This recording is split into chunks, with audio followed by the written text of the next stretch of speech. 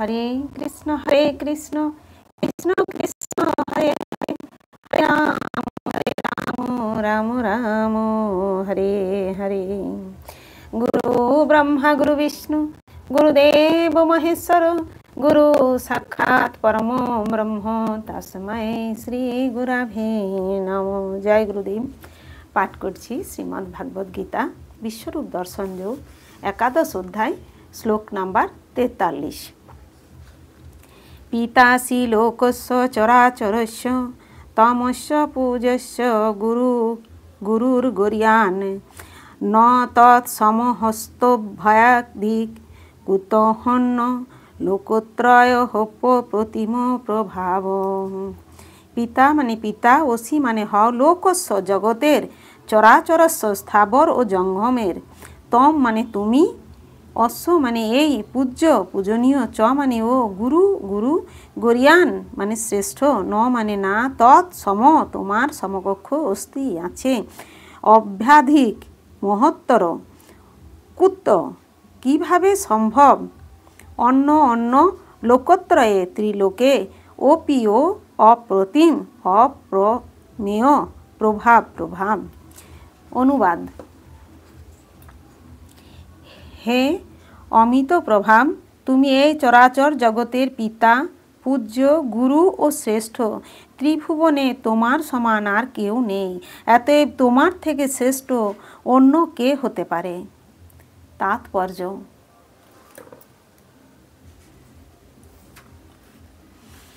পুত্রের কাছে পিতা যেমন পূজনীয়, তেমনি পরমেশ্বর ভগবান শ্রীকৃষ্ণ সকলের পূজনীয়।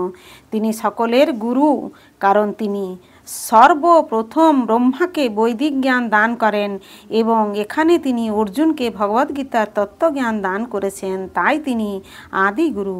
বর্তমানে যে কোনো সদ্গুরুকে অবশ্যই ভগবান শ্রীকৃষ্ণ প্রবর্তিত পরার ধারায় আসতে হবে। ভগবান শ্রীকৃষ্ণের প্রতিনিধি না হয়ে কেউই অপ্রাকৃত তত্ত্বজ্ঞানের বিষয়ে গুরুপদবাচ্য হতে পারে না। ভগবানকে সর্বতভাবে প্রণাম নিবেদন করা হয়েছে। ভগবানের মহত্ব অপরিমেয়। পরমেশ্বর ভগবান শ্রীকৃষ্ণের থেকে শ্রেষ্ঠ আর কেউ নেই, কারণ প্রাকৃত ও অপ্রাকৃত উভয় জগতই এমন কেউই নেই যিনি ভগবানের সমকক্ষ বা ভগবানের চেয়ে শ্রেষ্ঠ। সবাই ভগবানের অধস্তন, কেউই ভগবানকে অতিক্রম করতে পারে না। এই কথা শ্বেতাশ্বর উপনিষদে বলা হয়েছে, ন তস্য কার্যং করণং চ বিদ্যতে ন তৎ সমশ্চাভিধিকশ্চ দৃশ্যতে।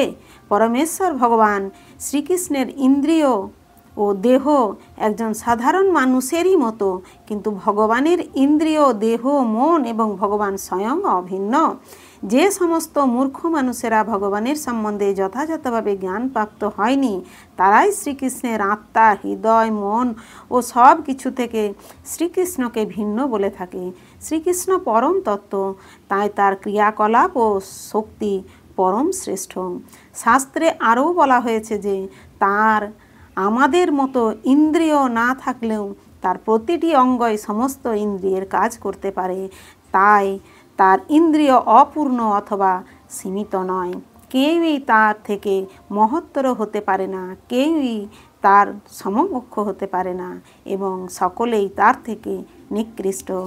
পরমেশ্বরের জ্ঞান, শক্তি ও ক্রিয়াকলাপ সবই অপ্রাকৃত। ভগবদ্গীতায় বলা হয়েছে, জন্ম কর্ম চ মে দিব্যমেবং যো বেত্তি ততত্ত্ব ত্যক্তা দেহং পুনর্জন্ম নৈতি মামেতি সহ অর্জুন। যারা জানেন যে শ্রীকৃষ্ণের দেহ চিন্ময় এবং তার ক্রিয়াকলাপ দিব্য, তারা মৃত্যুর পর ভগবদ্ধামে শ্রীকৃষ্ণের কাছে ফিরে যান এবং তাদের আর এই দুঃখময় জড়জগতে ফিরে আসতে হয় না। তাই আমাদের জানতে হবে যে শ্রীকৃষ্ণের ক্রিয়াকলাপ অন্য সকলের ক্রিয়াকলাপ থেকে ভিন্ন।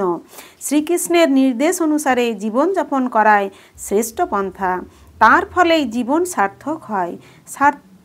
শাস্ত্রে আরও বলা হয়েছে, এমন কেউ নেই যিনি শ্রীকৃষ্ণের প্রভু, সকলেই তার ভৃত্য। শ্রী চৈতন্য চরিতামৃতে প্রতিপন্ন হয়েছে, একলে ঈশ্বর কৃষ্ণ আর সব ভৃত্য। শ্রীকৃষ্ণই কেবল ভগবান এবং তার আর সকলেই তার ভৃত্য, সকলেই তার আদেশ পালন করে চলেছে। এমন কেউ নেই যে শ্রীকৃষ্ণের উপদেশ অমান্য করতে পারে। তার অধ্যক্ষতায়, তাঁরই পরিচালনায় সকলেই পরিচালিত হচ্ছে। ব্রহ্মসংহিতাতে বলা হয়েছে তিনি সর্বকারণের পরম কারণ। হরে কৃষ্ণ কৃষ্ণ কৃষ্ণ হরে হরে, হরে রাম রাম রাম হরে হরে। জয় গুরুদেব, জয় গুরুদেব, জয় গুরুদেব।